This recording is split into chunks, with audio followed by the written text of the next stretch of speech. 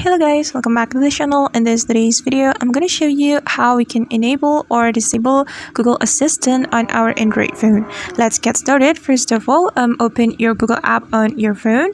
Then you have to tap on this profile button on the top right corner of your screen.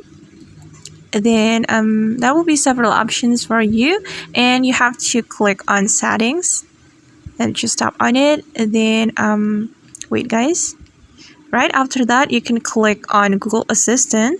You can scroll down until you find Google Assistant menu and just tap on it and wait, and you have to scroll down, then click on general menu or general option right here.